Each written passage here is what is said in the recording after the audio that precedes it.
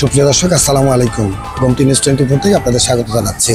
আমি এই মুহূর্তে দাঁড়িয়ে আছি মুরাদনগর উপজেলার একবারে প্রাণকেন্দ্র এবং মুরাদনগর ডিআর উচ্চ বিদ্যালয় সরকারি হাই স্কুল মাঠে।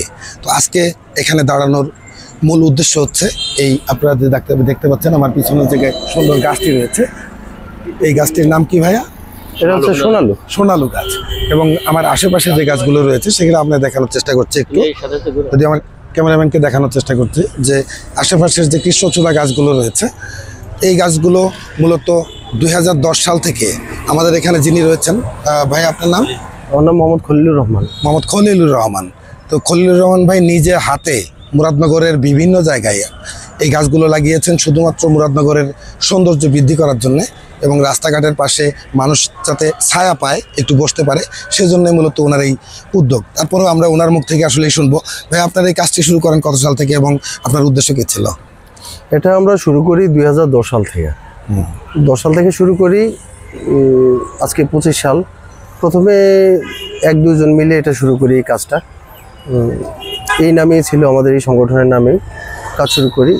আস্তে আস্তে সদস্য সংখ্যা বাড়তে থাকে, কিন্তু এবারেই আমরা প্রথম খুব বৃহৎ আকারে করতে যাচ্ছি আল্লাহর রহমতে, পুরো মুরাদনগর জুড়ে 22টা ইউনিয়ন নিয়ে। মানে গাছ লাগানোর মূল উদ্দেশ্যটা কি ছিল? মূল উদ্দেশ্য হচ্ছে একটা হচ্ছে সদকা জারিয়া হিসাবে মানুষ এখানে ছায়া পাবে, পশু পাখিরা খাবার, তাদের বাসা বাঁধা, তারপরে সৌন্দর্য বৃদ্ধি, এইগুলা নিয়ে ছায়া দেওয়া, এগুলা নিয়েই আমাদের মেইন কাজ। সম্প্রতি আমরা জানতে পারলাম যে আপনারা যে ফরম ছেড়েছেন ইদানিং এই প্রকৃতির আলো বিক্রমণ সংগঠনের, সেই সংগঠনের এই পর্যন্ত সদস্য সংখ্যা কত?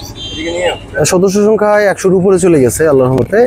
আমরা আরো 500 ফর্ম তৈরি করছি, যুক্ত হয়ে গেছে 100-র উপরে মানুষ আল্লাহর রহমতে। আমরা আশা করি অনেকেই আগ্রহ দেখাচ্ছে। বিশেষ করে তো ফরমে দেখলাম কোনো প্রকার মূল্য লেখা নেই, যে যার সাধ্যমতো অথবা মানুষের মন থেকে ভালোবেসে সাধ্যমতো বলতে আপনার বছরে আমরা মাত্র 3 মাসই এই গাছ লাগাতে পারবো। হ্যাঁ, 3 মাস, মে জুন জুলাই। এই মে জুন জুলাই যারা টাকা দিবে সর্বনিম্ন 100 টাকা, এটা হচ্ছে ফি। 100 টাকা দিলে সে আপনার আমাদের সদস্য হয়ে যাবে, অর্থাৎ 3 মাসে সে 300 টাকার মতো দিতে পারবে, দিলেই হয়ে যাবে ইনশাল্লাহ। এবার যে চারা এসছে আমরা যেটা জানি, তো কি কোন চারা পরিমাণ বেশি এসছে? কৃষ্ণচূড়া আর কি কি এসছে? কৃষ্ণচূড়া, জারুল এবং সোনালু। এগুলো কোন কোন স্পটে লাগানো চিন্তা ভাবনা আপনার? মোট 16টি স্পট আমরা এ পর্যন্ত সিলেক্ট করেছি। এটা কি উপজেলা সদরে? আমাদের উপজেলা সদরে না, উপজেলা সদরে রয়েছে কয়েকটা স্পট, যেমন সদরের বাজার এবং স্কুল কলেজ যেগুলো রয়েছে, উপজেলা পরিষদ কি আছে? উপজেলা পরিষদ এগুলো রয়েছে। আর পাশাপাশি আমরা প্রত্যেকটা গ্রামের স্কুল, কলেজ, মাদ্রাসা, মসজিদ, এইবার আপনারা বড় পরিসরে মুরাদনগর উপজেলা সদরের বাইরে গিয়ে করতে যাচ্ছেন? জি, করতে যাচ্ছি আমরা। এইবারই প্রথম আমরা করতে যাচ্ছি এবং অনেক রেসপন্স আমরা পাইছি এটার মধ্যে, মানুষের স্বতঃস্ফূর্ত অংশগ্রহণ, ভালোবাসা, এটা আমরা পাচ্ছি। এটা আমাদের আল্লাহর কাছে হাজারো লাখো শুকরিয়া।